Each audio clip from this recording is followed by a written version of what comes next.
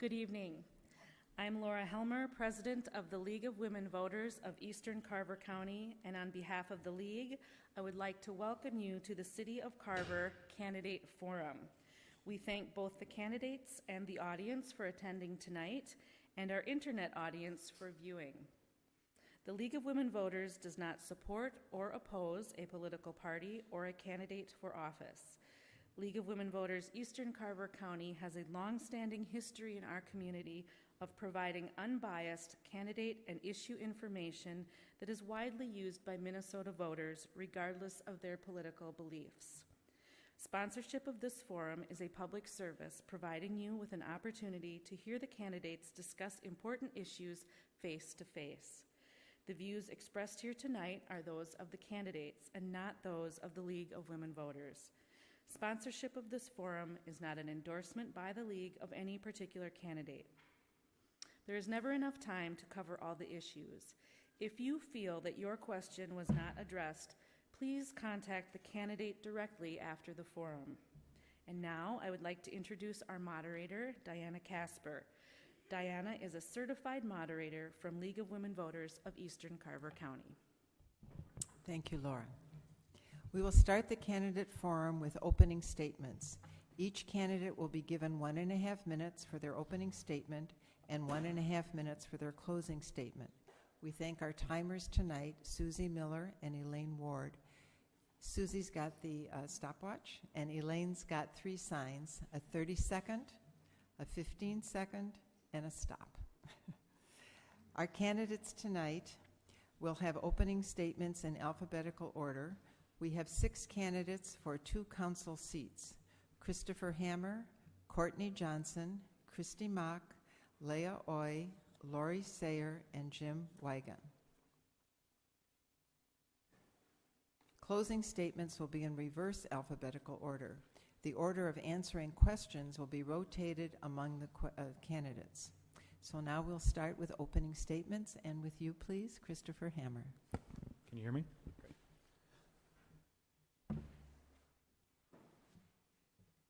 You ready? Okay. Hello, my name is Christopher Hammer, and I'm here because I care about the future of our city. My wife, Julianne, and I moved here with our family a little over 3 years ago because we liked the close-knit small-town community that Carver is. But Carver is at a turning point in its history for several reasons. First, our booming growth from last decade has slowed down due to the Great Recession. We can't continue to plan our future based upon forecasts made during that population growth.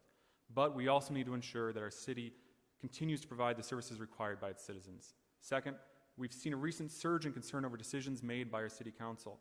More so than almost any neighboring city, we have an opportunity to work together with our populace that has a significant interest in local government, and we have to utilize that opportunity.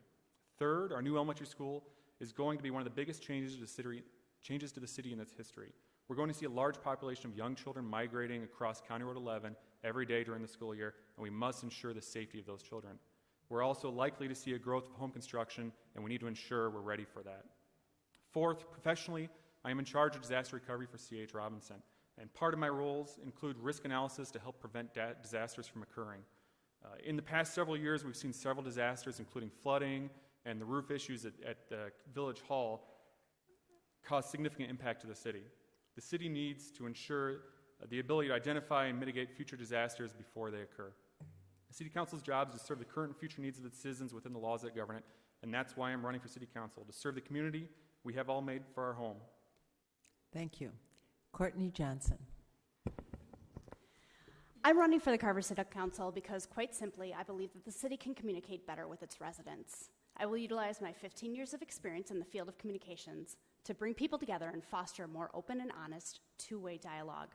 Once elected, my primary focus will be ensuring Carver residents are kept informed about the city's business through frequent, thorough, plain language communications. The more opportunities Carver residents have to know what's going on in their community, the more they will become involved, which will translate not only to more inclusion, but into more pride in the city where we all live. In addition to my professional experience, I have the knowledge from my volunteer roles with the city, which will have helped me prepare for a role on City Council. I've been involved with the Park and Recreation Board. I volunteered for Steamboat committees, the Steamboat Days Committee. and I've been appointed to the Planning Commission, where I've served since 2014. I've demonstrated my desire to engage residents proactively in my current role on the Planning Commission. When the Commission worked to develop the guiding principles for the RFP for the former bus garage on 6th Street, I invited residents whose homes neighbor the property to share their thoughts on what they would like to see. After hearing their feedback, we developed principles that incorporated their preferences. I will continue to this type of collaborative decision-making once elected. Over the course of the next hour, you'll get the chance to learn a little bit more about me, and hopefully you'll have enough information to vote Courtney for Carver City Council on November 8th. I would so appreciate your support. Thank you. Christy Mock. Thank you. My name is Christy Mock, and I am running for City Council. You know, today I was looking at the mission statement that we have on our city website for our town of Carver. And one of the things that was on there, we will be accountable to the community stakeholders. And I think that's very important. Another piece that was really important to me was the respecting our history while planning for our future.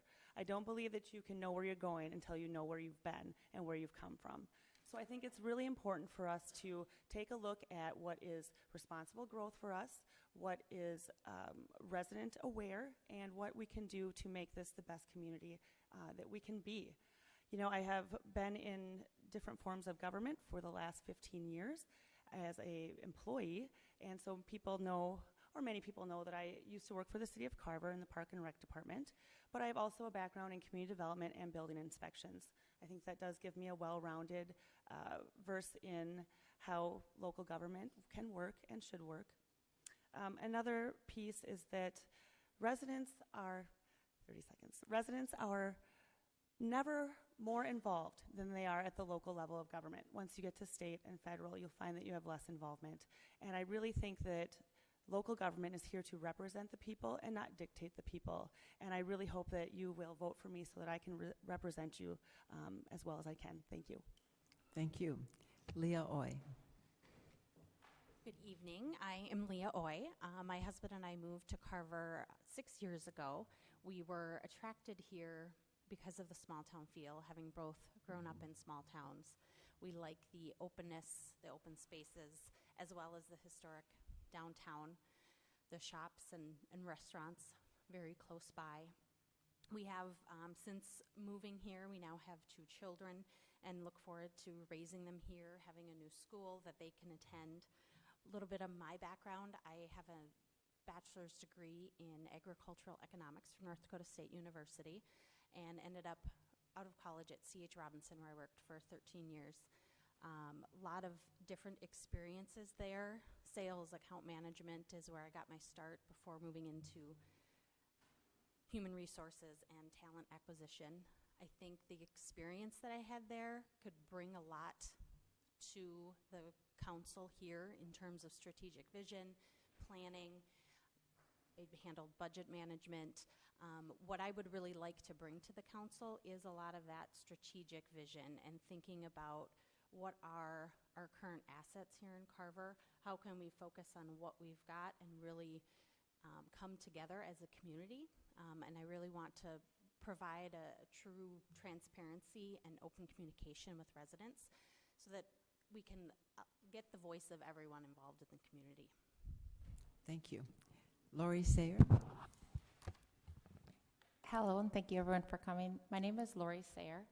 I've born and raised in Carver County, been a resident in the city of Carver for about 15 years. And I'm running because I really believe I can represent the constituents of the city of Carver. And with that, bring back to the council level, kind of what's the pulse of the community, what are people thinking and feeling, and then take that full circle and bring back to the constituents, what is the council working on by offering real transparency on what decisions are brought up and what we see for the long-term vision, and represent the constituents with full transparency. Thank you. Thank you.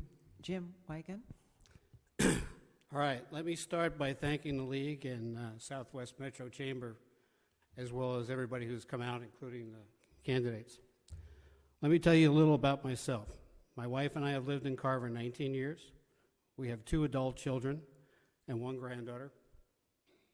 Everybody else on this table is younger than my children, so I could be your father. I am a retired engineer and have spent 13 of the last 17 years on the council, with 10 of those as mayor. During my time on the council, the city has grown from under 1,200 people to about 4,500. I am a member of the Carver Alliance, serve on the Carver County Library Board, vice chair of the Community Foundation of Carver County, and on the Metro Cities Board. During my time on the council, we have working with MnDOT on the 212 extension, including getting the exit at County Road 11 instead of County Road 140 in Chaska. On projects to improve the quality and quantity of our drinking water, a new firehouse and public works building, connection to the Met Council wastewater system, invested in downtown improvements, strengthening city finances while holding the line on taxes, and work with developers to build housing for our growing population. I heard everybody pretty much say they enjoy living in Carver. It didn't just happen. It's the work that I did along with the rest of the council during my time on it. Thank you. And for our first question, Leah Oy will be first. And the question is this: what is your view on the referendum question regarding a city manager versus mayor and council governance for the city of Carver? So I attended the forum at 6 o'clock to learn a little bit more about it. Prior, I didn't have a ton of information, learned quite a bit about it. Having not had a lot of time to digest that, I did like what I heard in terms of a city manager having a bit more control. They really compared it to the operation of a business, and being able to, the city manager being allowed to have more control over that and more control over their employees, and allow the council then to work on more legislative and policy decisions. So I do see some benefits there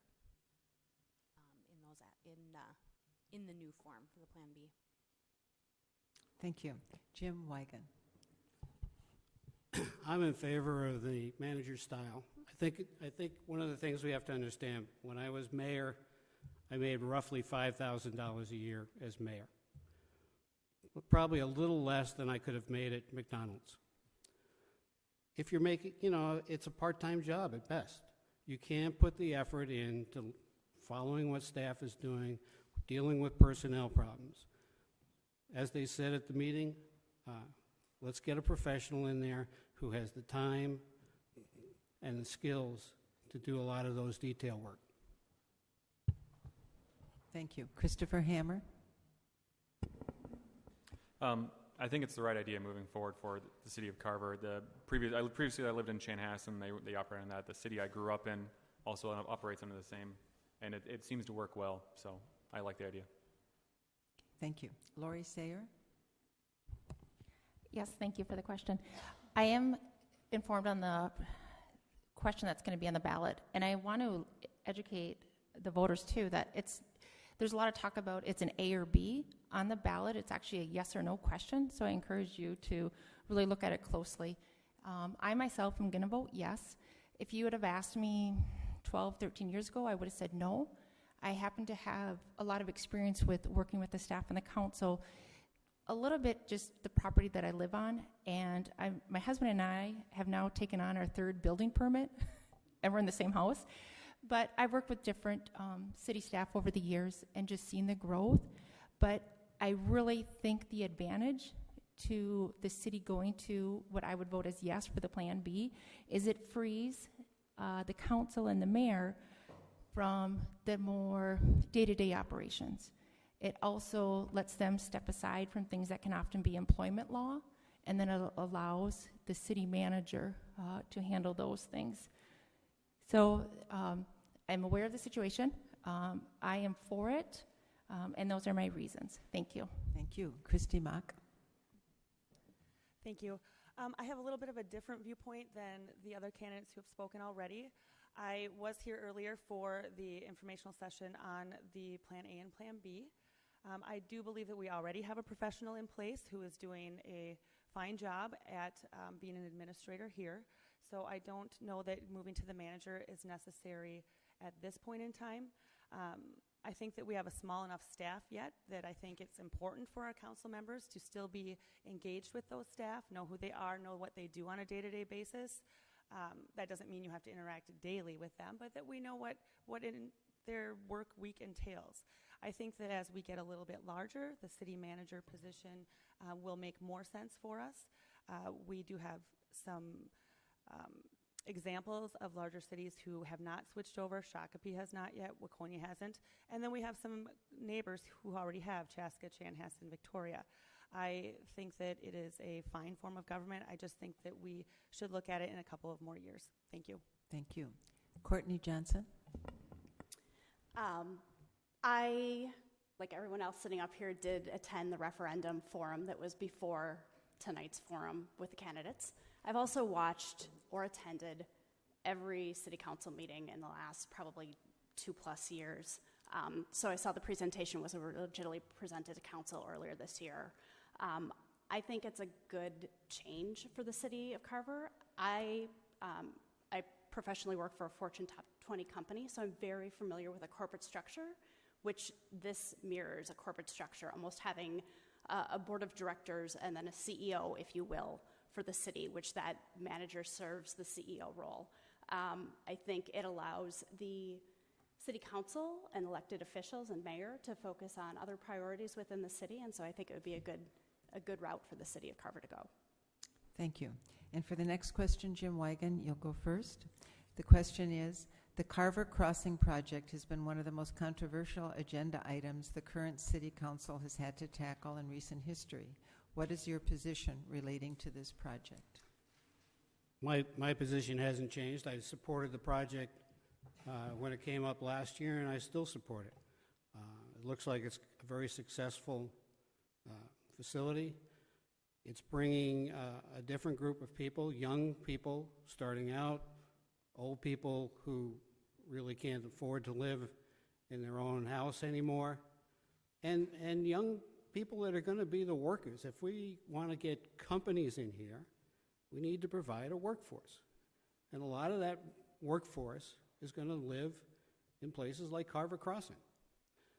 You can't stop at Fleet Farm and not see they're hiring. They're always hiring.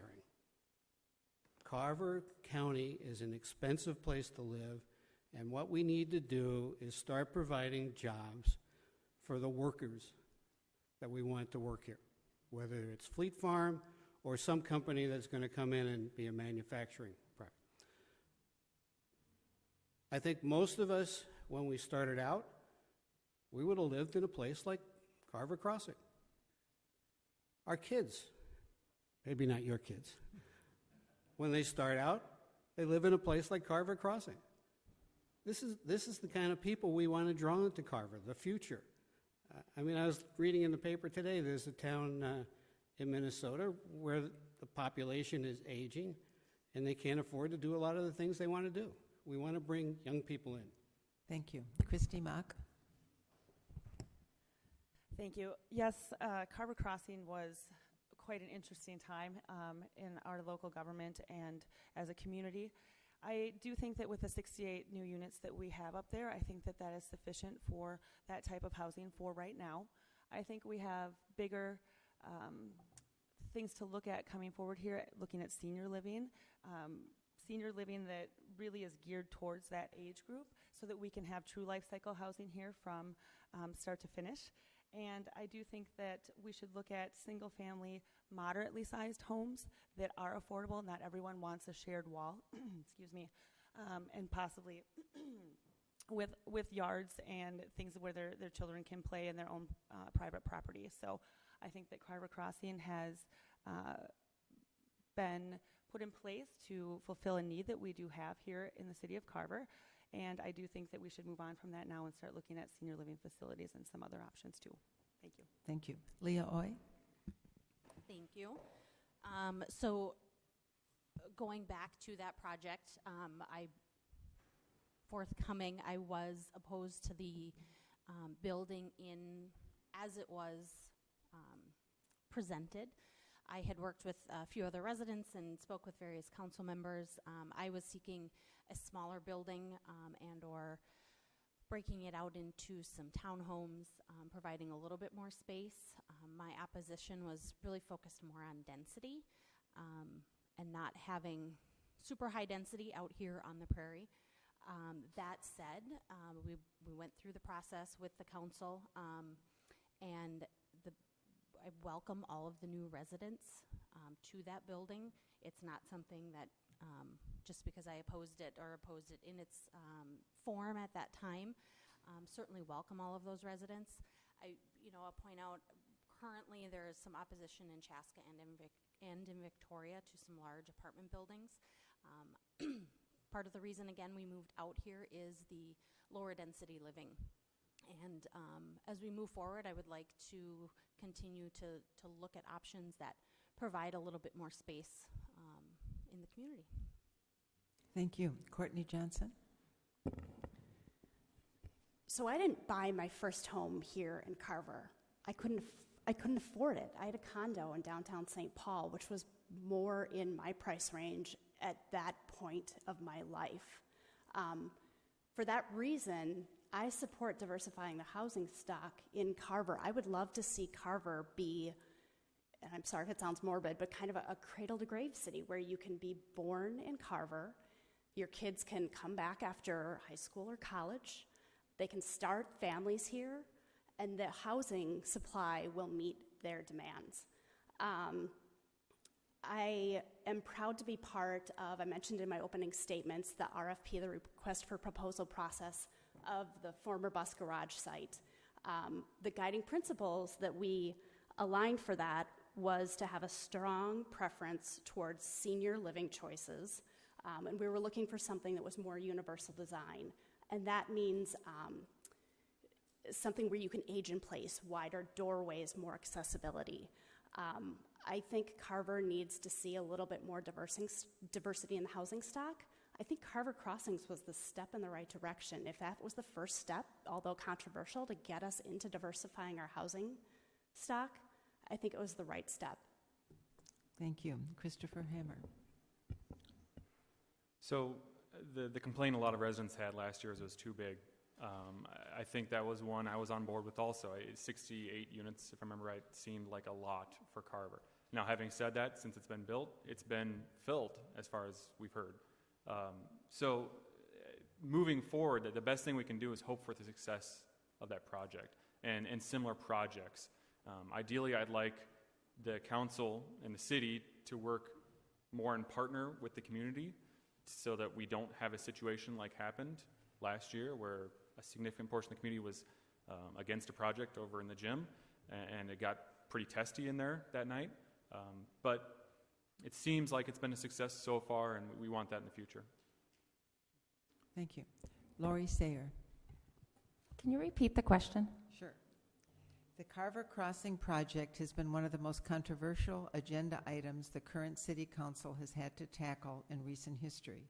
What is your position relating to this project? Yeah, so certainly it was a controversial topic and just a process for the city to go through. And there wasn't as much transparency as I think a lot of us would have liked. And there's different reasons for that too. But part of it is, for me, I knew there was one building, but I also had done some research and realized there will eventually be 3. And that was part of my concern, was not really understanding how many buildings, how many units they're going to be able to put on that size of property, and what a developer can do as far as go and ask to move the property lines, variances, vacate, easements. There's different types of things that really take a team effort as far as the planning of it. So it really goes back to the initial planning and just having transparency to the residents of what could be coming up. So those are things I think could have been done different, but there's a lot of things I really like also is the city did it in the right order in that we had the infrastructure. I think any development, you need that infrastructure first. So that definitely was taken care of. I also really liked that it did get a lot of community engagement. there was quite a bit of momentum. I'd like to see that momentum build up again. And as far as where they're at right now, late last week I heard from a friend whose daughter is eligible. There are 4 units open. So I think it'll slowly build out the rest of the property, but it was needed. Thank you. For the next question, Christy Mock will go first, and the question is, would you consider passing a municipal ID for undocumented people if the Minnesota legislature does not pass driver's licenses for immigrants, the Safe Roads legislation? Sure. Would you consider passing a municipal ID for undocumented people if the Minnesota legislature does not pass driver's licenses for immigrants, the Safe Roads legislation? I think that as a citizen, if you are going to vote in a community, that you should show your ID. If you are going to be going to the DMV, you're going to drive a car, you're going to have insurance, you need to have a license. I think that is important for fair voting practices where everyone is accounted for and we don't have any of the issues of misappropriating votes into different places and different communities. If there is not that in place where you have to prove your identity and who you are at the time of voting. So yes, I think that you should have to show an ID, have to have some type of form of documentation, whether it's a passport or whatever it might be, that you're a U.S. citizen and you're registered to vote. Thank you. Lori Sayer? Can you repeat the question? Sure. Would you consider passing a municipal ID for undocumented people if the Minnesota legislature does not pass driver's licenses for immigrants, the Safe Roads legislation? Okay, if I understand the question, that it's asking more about a driver's license, I'm not real clear on if it's meant more for... It's an ID, as I understand like a state-issued ID from the Department of Motor Vehicle. Would I, if the question is if I would pass that, no. That is not at the city level. That's at the state level. I don't see that on the ballot right now for state decision. But to me, that's something more that would be legislation handled at a state level. I know there's other benefits to having a state ID that's often issued by the Department of Motor Vehicle. That often is something that can make somebody eligible for maybe health care benefits or other things. So there's, I think, more to the question. If it's something just to be able to drive a car, that's a different issue. If it's something to vote, if it's something to show that they're eligible for other benefits or other programs, I don't see that handled at the city level. That should be handled at the state level. I am for less government, so that's why I would pass that on to the state level. Okay. Thank you. Courtney Johnson? I'm going to ask you to repeat the question again, too. Sure. Okay.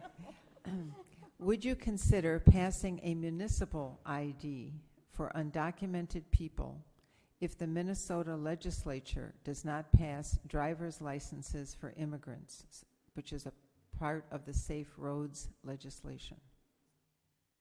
I'm going to respectfully decline to answer that question. It's not an answer. It's not a topic that I feel prepared enough to make an answer on. My email is courtneyforcarvercouncil@gmail.com. I'll do my research and get back to me if you guys want to shoot me an email. I'll absolutely follow up. I'll also follow up on my Facebook page and on my website, which is all Courtney for Carver Council. Okay, thank you. Christopher Hammer? For municipal ID, I'm not entirely sure where it would be useful since it'd only be recognized in the city of Carver. I'm not sure where we would use that. From a cost perspective, issuing IDs is significantly expensive to be able to print them and all the other processes associated with it. I don't see a feasibility for a city to do that, especially when the state has a process for issuing identification cards. Really, that's a state's rights, state's responsibility, not a municipality's responsibility. Okay. Jim Wigan?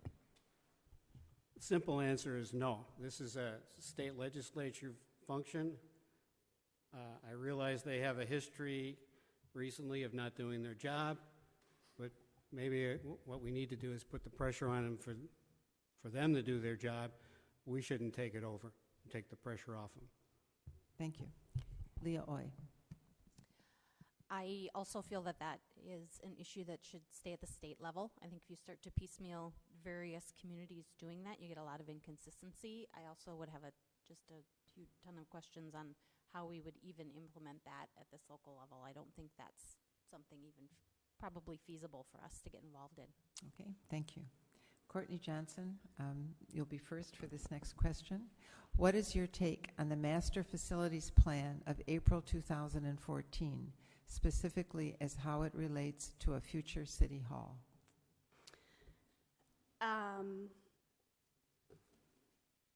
So I think we're all thrown for a little bit of a curve this spring when Village Hall was deemed unsafe. I have been part of the committee that's comprised of both elected and appointed officials and members of the community space visioning group, who is working on coming up with a plan for a new community space. I think that the process that we're going through with that is very thoughtful, involving residents sharing their thoughts and kind of starting really from the drawing board on figuring out what we're going to do with the issue of replacing this village hall. So I think that we have a lot of work to do. I think it's really important that this is communicated thoughtfully and thoroughly with residents to let folks know where things stand and what the process is. And when elected, that's something that I will ensure is done. Thank you. Christy Mock. So, you know what? I would like you to repeat the question one more time. Sure. What is your take on the Master's Facility Plan of April 2014, specifically as how it relates to a future city hall? Okay, I agree with Courtney. When the hall and gym was deemed unusable, that really put a wrench in our community activities downtown.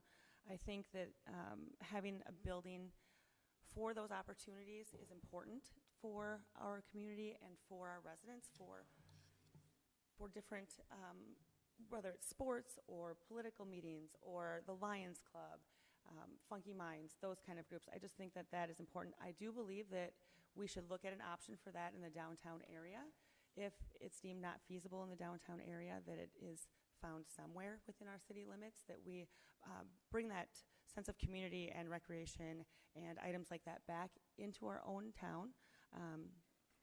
I also think that looking at City Hall, our City Hall is ready for an upgrade. I don't know when it comes to funding how that will all work itself out, but I do know that as we grow, our city staff grows, which means our needs for a new City Hall are going to grow. We have other buildings in town that we're going to need to look at too. We have a public utilities building downtown that is no longer in use that has space opportunities available.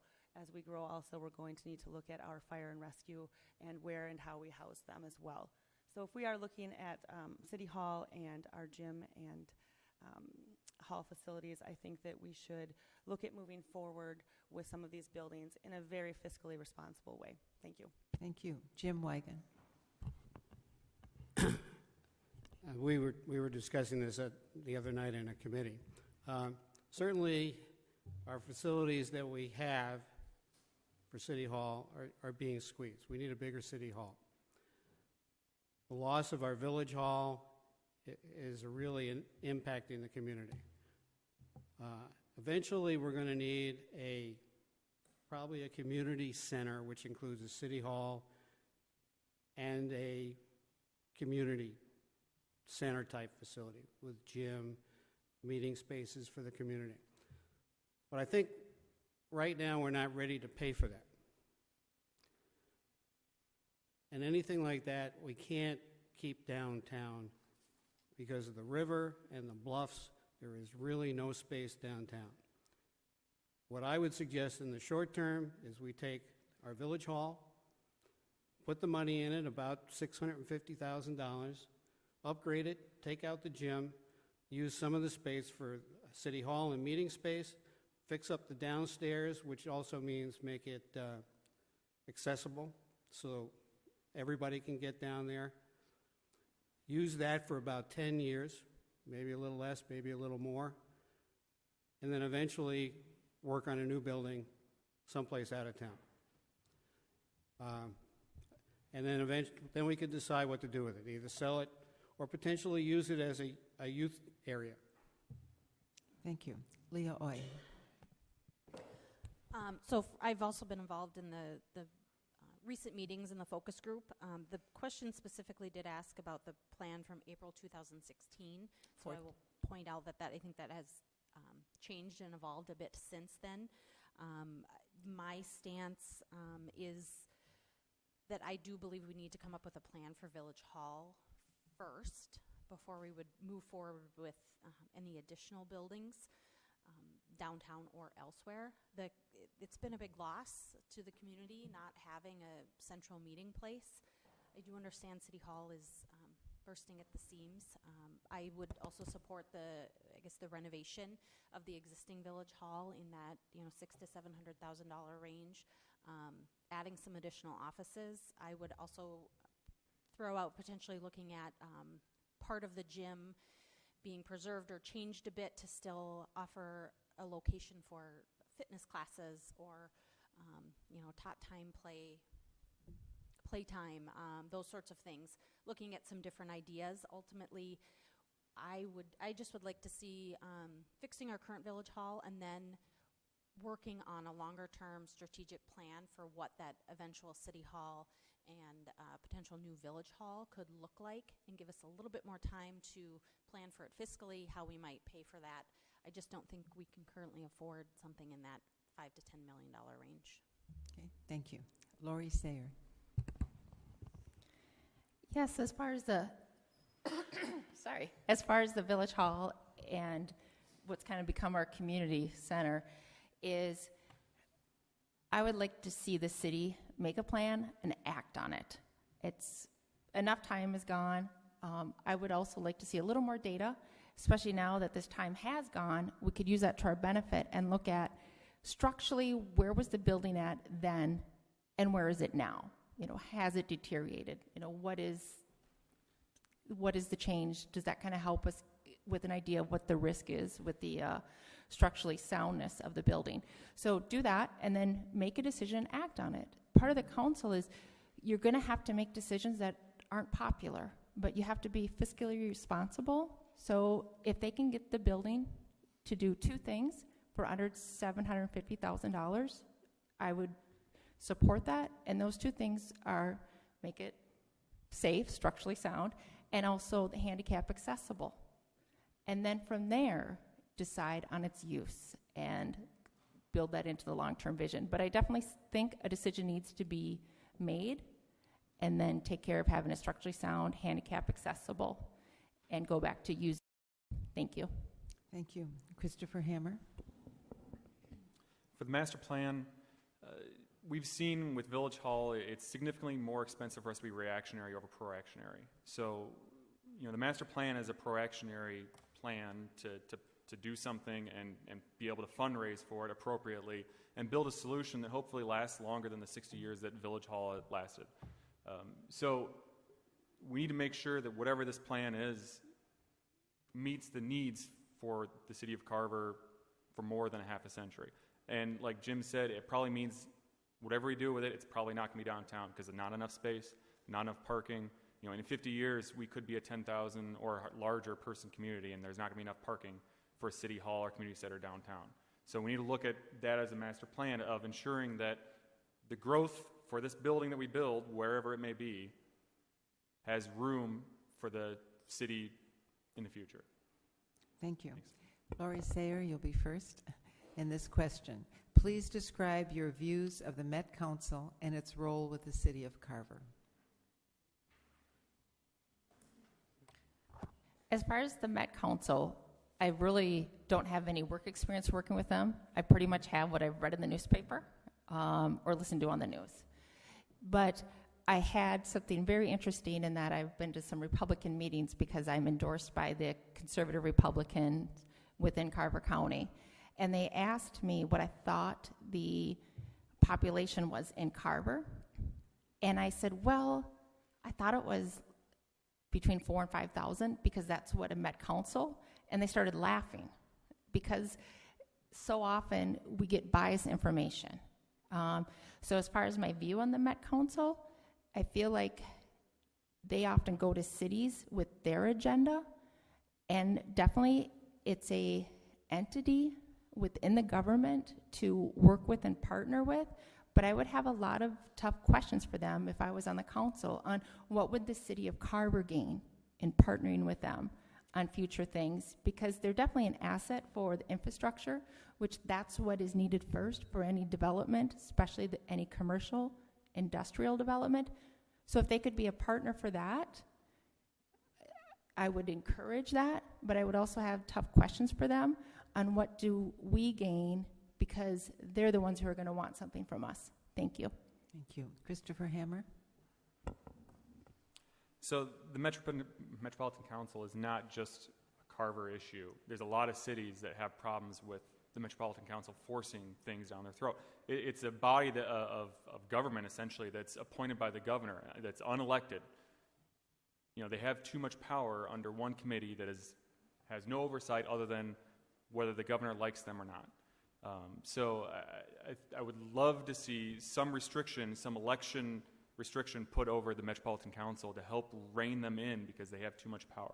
In terms of Carver, thankfully they haven't put in too much. They were, helpful with some pieces. I think 212 and the bus stop.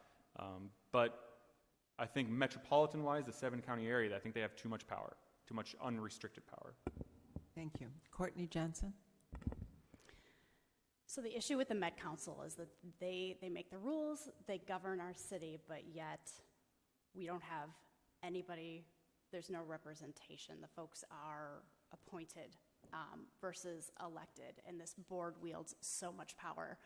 I've seen the Met Council throw up hurdles for the Cup of Carver redevelopment, our coffee shop owned by the Osterdykes here in Carver. Their growth projections are debatably accurate. The numbers that they sometimes come up with leave a lot of folks in the city staff, elected officials, appointed officials, scratching their head as to where they get those numbers. So that is a difficult relationship.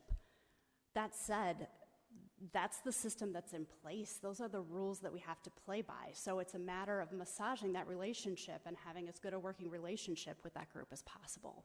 Because until at a higher state level that is changed and we have some elected representation on the Met Council, we've got to work with them. Thank you. Jim Wigan? First of all, if we didn't have the Met Council, we would be building a $20 or $30 million sewer plant because they now take our sewage, and we didn't have to build that plant. We got rid of the old plant. The Met Council is responsible for planning in the metropolitan area, and somebody has to be. Is it perfect? No way. It has a lot of power in some ways, but in a lot of ways it doesn't have power. It can't really force cities to do things. They can do things to make them want to do that, such as the Carver Crossing, the bus station. You know, those were some incentives that we got to go along with what they want. But we can either have the population kind of just spread out and sprawl, or we can try to control it and keep it at a usable level. Carver County, in particular, has very good rules that you can only build one house. Outside of a city, you can only build one house per 40 acres. Pushes the population into cities. Otherwise, we could grow like Scott County is, where people are building on 5-acre lots, and then would be a sprawl. We would have been eaten up already with the current population in the county. And that's one of the things the Met Council tries to help prevent. Thank you. Leah Oy. So the Met Council, obviously they, ultimately, I think that the Met Council should be comprised of some elected officials and be more representative of the entire metro area. Stories that I've heard and things that I have read on them, there are a lot of communities, particularly on the outskirts, that have really felt that things are being pushed down their throats. I think they at times can hold cities to the fire to get what they want. And it could come down to, so yes, they do provide the water and sewer, but they could also withhold that if we're not doing what they want. And I don't think that's a good working relationship to have. There needs to be a little bit more of a balance of power there. Ultimately, we do have to continue to work with them, yes, but I think if we can push at a local level and enough of the different communities are pushing, that could hopefully drive some change at the state level. I also would have some concerns over Southwest Transit in terms of the light rail coming out to Eden Prairie and the effects that that could have on that. I think it's a pretty successful entity that we have out here. So it's just another area of the Met Council where I question their authority. Okay. Christy Mock. Thank you. To me, the Met Council has a rather biased agenda and opinion that they place onto local cities, and we must abide by it. And by say must abide by it, if we don't abide by it, we basically have sanctions or penalties against us for not doing that. So, of course, the incentives to us are going to outweigh those penalties that we're going to incur by not following the Met Council's directive. I don't know that, again, as most people up here have said, is that they should have that much power over our local government in our own community.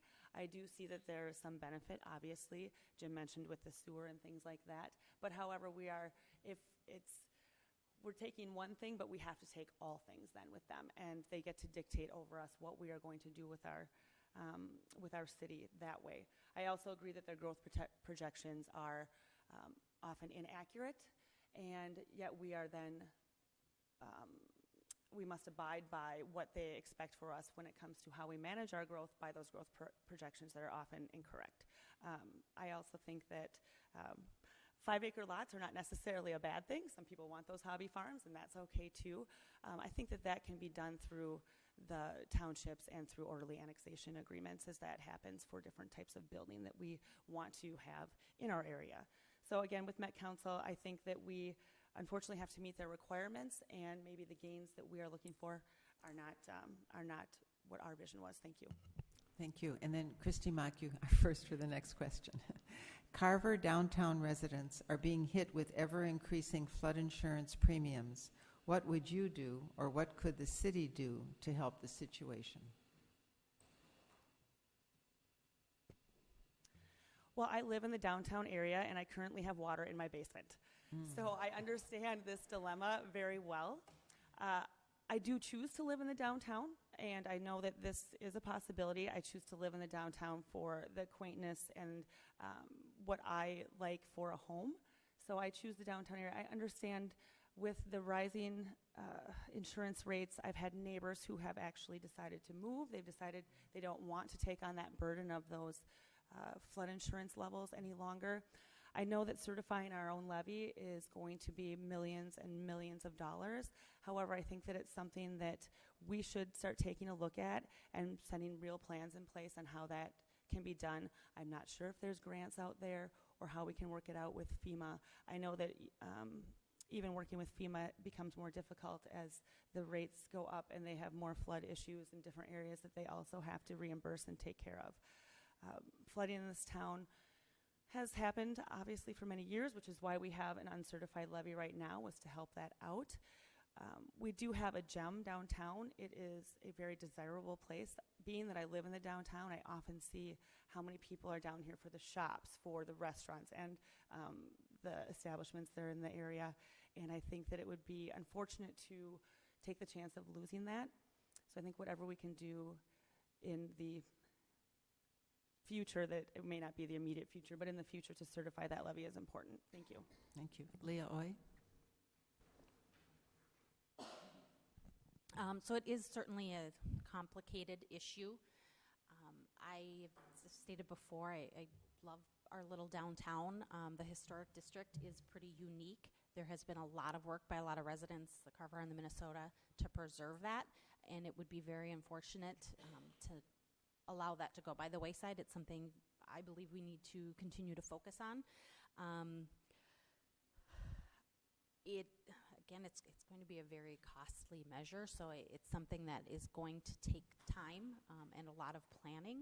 There, in the downtown master plan that was rolled out earlier this year, there was a long-term idea presented to take out the existing levee here behind the church here and put in temporary flood walls. Without knowing anything about the cost of those, I think looking at something like that for the future, rather than trying to certify the existing levee, would potentially be a good option. Being from North Dakota in the Red River Valley, I have myself lived through many a flood, and the temporary flood walls have been implemented up there with great success. There are also the issues with Spring Creek as well, separate from the existing levee, but it's an important issue. I wish I had the solution, but I think it's something we need to get on the radar and begin long-term planning for. Okay, thank you. Lori Sayer. Yes, I think this is something that there needs to be just ongoing conversations and really look at getting it recertified. How did Chaska accomplish that? Look at some of the other neighboring communities that may have had similar situations. And there is grant money out there. And really look at how can this become a priority and how do we go after the long-term vision of having this recertified and just really build that into the plan, which as much as we can do planning for every area of the city, especially with this, because there's ramifications for those that can't get flood insurance or those can't afford it, or more importantly, those that are trying to get a mortgage to purchase one of those properties. So what's happening is if someone wants to purchase property on the floodplain, they may not be able to get a mortgage, so they have to pay cash. So then you're going to have an investor who's going to, not really have that same type of, personal investment in our community, and that's going to be likely then a rental property, and kind of take away from our quaint homes, take away from the occasional stores, and just give our character that we currently have. So there's more than just the stability or that sense of security, but also having it recertified plays into allowing homeowners to get a mortgage, to become homeowners, and then to have the insurance. And also just for those businesses to invest and ask them to, continue to contribute. Thank you. Thank you. Christopher Hammer. So I grew up on the Mississippi down in eastern Iowa, and in my lifetime down there, we've had 5 or so 500-year floods, so it's only getting worse. We have to do something to protect our historic district, and if that means fixing the levee or temporary flood walls, floodgates, that kind of thing, it's something I think we as a city should look at, whether it's the city investing or looking for grant money or private sector money. I really think we need to look at. One of the other things that a lot of towns have done successfully is if there's houses that are not historic houses, that if floods are repetitive, sometimes they vacate those houses and repurpose them to parkland or something like that. And, it's unfortunate that someone gets bought out from their home. They get bought out at a reasonably fair price and move somewhere else. But that is an option for areas that I think would be outside the historic district. We want to protect the historic portion of Carver, but the people outside we may not be able to. Thank you. Courtney Johnson. So the question about the flood insurance is a good one, and I had those questions when I met with the city administrator, Brent Merrick, last week. Right now, the city is working on a cost-benefit analysis study with the Army Corps of Engineers. That study alone is $500,000.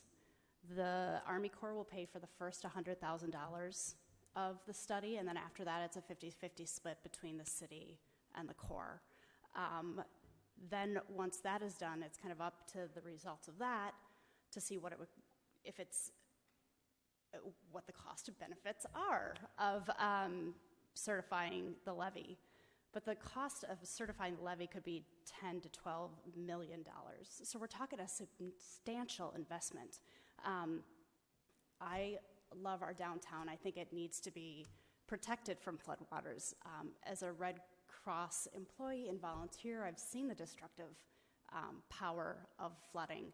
And I think it's important that we do what we can, but I think it's that cost that really is going to play a role with it being so phenomenal. I'm sure there's some grants out there, but when we're talking millions of dollars, I'm not sure how much of a match we would be able to find.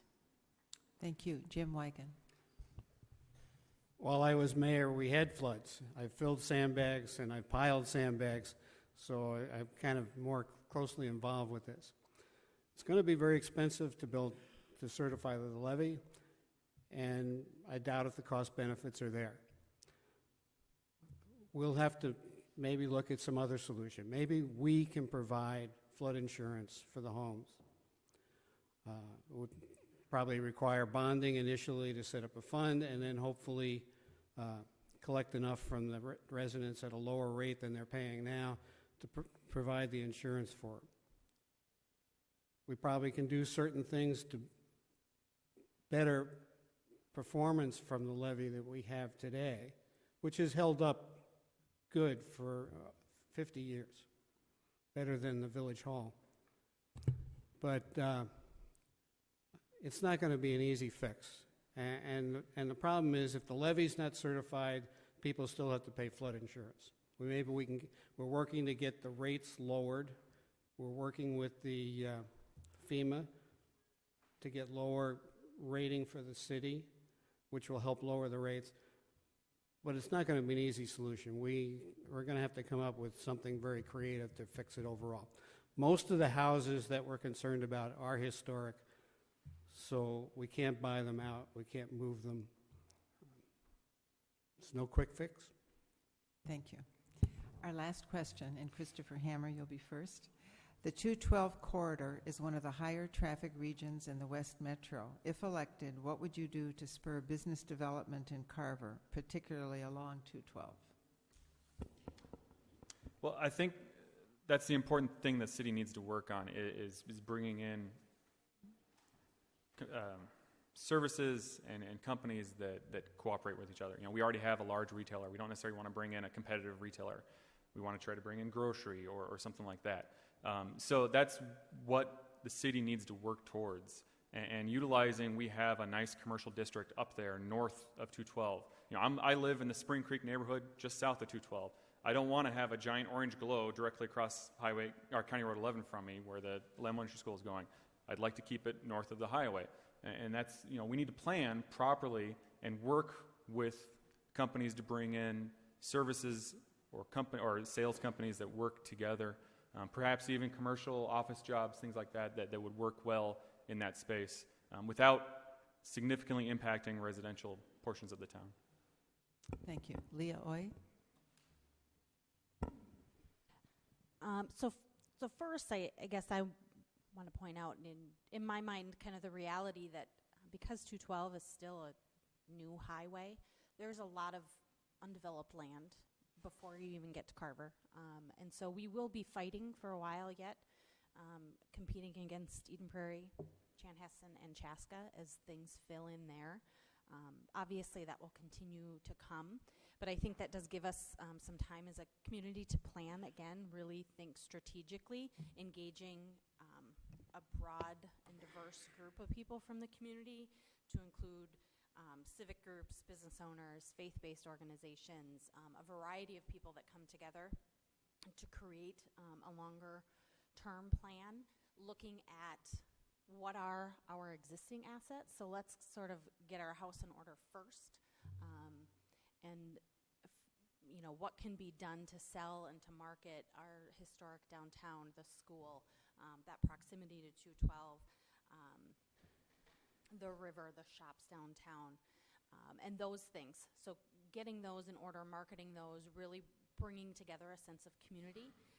And then even past that, so ultimately I think this planning would go far beyond the comprehensive plan. And then ultimately still having a group of community members who will long-term continue to look at that plan and how we are meeting it, and just benchmarking. Thank you. Christy Mock. Could you repeat the question, please? Sure. The 212 corridor is one of the higher traffic regions in the West Metro. If elected, what would you do to spur business development in Carver, particularly along 212?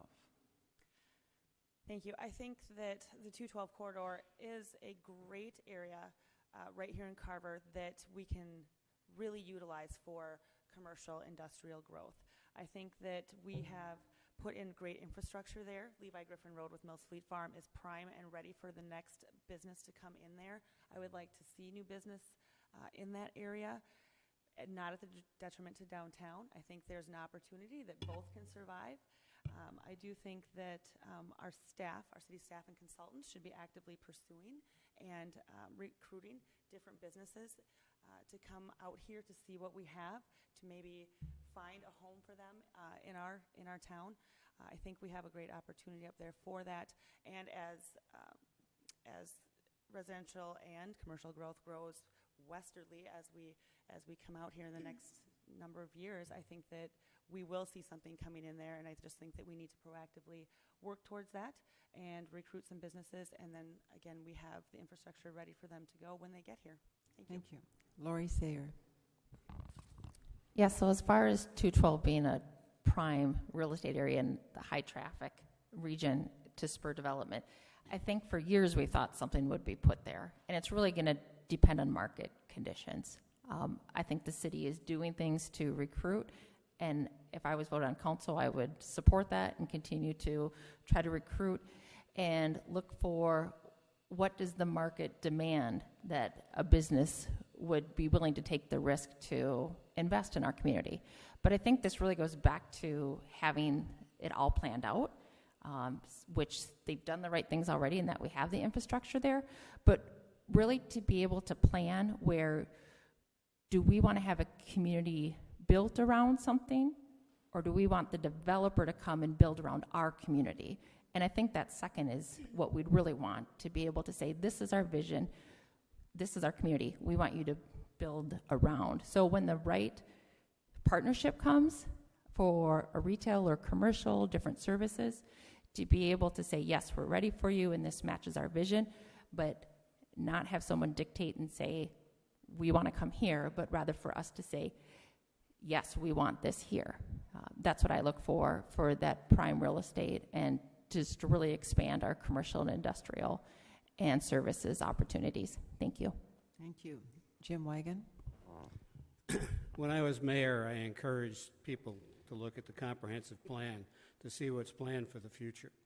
We did a very extensive comprehensive plan 10 years ago, less than 10 years ago. It cost hundreds of thousands of dollars. The reason we have infrastructure where it's needed is because it's in our comprehensive plan. We will get some of that development, a grocery store, when we have more rooftops. We will see other development out there when the industry makes its full recovery. I think it's still down from the bubble burst of 10 years ago. We're just starting to see our houses selling again. To some extent, we need to be patient. We also need to give some consideration of what we want. What kind of development do we want? I don't think we just want anything. Grocery store, certainly I think everybody in Carver would like to have a grocery store. I think we'd like to have some industry that brings jobs. But if you're going to bring industry like that, you need workers. That's one of the things we get from Carver Crossing. So these are things that don't just happen. You plan for them, you get ready for them, and then you just have to sit and wait until it comes. Okay, thank you. Courtney Johnson. So last month, as part of my role on the Planning Commission, I participated in the Urban Land Institute's Navigating Your Competitive Future workshop. And what that was is it was a 2-hour workshop where a bunch of experts with real estate background gave both members of the Planning Commission and also members from City Council evaluation of the current and future needs that the city will see. Based on what I got from that workshop, I think that the best thing that we can do to spur commercial development in the city of Carver is to really reinforce and support residential development. A lot of these big retailers that we're looking for, the grocery stores, the Meijer, the Hy-Vee, are looking at rooftops and daytime populations within the city, and we're just not there yet in Carver. I think that the time will come for larger commercial development, but we just need to be patient. Thank you. And now we'll have closing statements by our candidates, a chance to summarize qualifications and positions, and going in reverse alphabetical order. Jim Wigan, you're first. I think we've had a good discussion here tonight. A lot of the things we've talked about I've been involved with over the last, as I said, 13 years that I was on the council. I have experience in all these things. I have experience with the floods. I have experience with growth and growth projections that were unreasonable. And then I have experience with dealing with a bust. And we came through it all okay, because we had a council that put the effort in, paid attention to what's going on, and prepared for things. And I want to continue that. I want to see Carver continue to grow. I want to see it to grow, not just grow for growth's sake. I think we want to plan for a community that's has diversity in it, of housing, has businesses coming in, and all those things. And we also have areas for recreation. We leave open spaces that people can have an enjoyable community. And we've been doing that for quite a while. And I want to continue doing it, and I have the experience. A lot of the things I heard tonight from the other people sitting at the table shows that they really don't know what's going on. They haven't looked at the comprehensive plan. They haven't done a lot of the things that need to be. Thank you. Lori Sayer. So in closing comments, thank you for putting on the debate, and for those that attended and those online who will view. I believe that I would be a very good candidate if I was honored and with the privilege of receiving enough votes, just because I really care about the community, and I've seen the growth that we've had and what a difference it is when it's planned out, and how citizens react when they feel engaged, when they feel like they were listened to. And I feel like I would be very good with listening to that. And I may not be able to act and vote the way somebody wants. And I realize I'm not always going to vote to make everyone happy. It's a tough position where you're not going to make everyone happy. But one thing I know is I would vote fiscally responsible ways. Part of it is because I'm a conservative Republican, so you would know where I stand on things. You'll know my values and views. But specifically for our city, I would vote on what the residents are saying and what we need for the long-term strategic planned growth, and provide transparency on what decisions are coming up within the city. I also really feel that this is just a great time, and that we could go so many directions, but we really need to have it planned as far as where our growth is going to be and what the city can afford. I also just think that I would work well with the staff and city council. I know one thing is I will vote not always what my peers would want, but definitely what the residents would want. Thank you. Thank you. Leah Oy. Thank you all for taking the time to come here tonight. Thank you to the League of Women Voters, everyone out in virtual land. It's been a fun evening, learning from the other candidates as well. It has been really a long-term dream of mine to serve at a local level. It was always about finding the right community. Once we finally settled down and found a long-term place, we pretty quickly discovered that Carver was that community. I As I've gotten involved over the past few years a little bit more with government, or with the local government, I think we have a solid group of leaders that have brought us to where we are today. But I also think that the community could benefit with some new perspective. I have seen over my years in my corporate career where bringing a fresh set of eyes at issues can really add a lot of value. I definitely would commit to true transparency. I'm a pretty open book. People are always welcome to come and talk to me. I would share Lori's sentiments that we're not always going to agree. I would not always necessarily vote with what an individual, how they might want me to vote, but I will always have open dialogue and communication. I want to be a voice for the residents, and I really want to bring some more strategic thinking and long-term planning to the community, and do it in a fiscally responsible way. Thank you. Christy Mock. Thank you.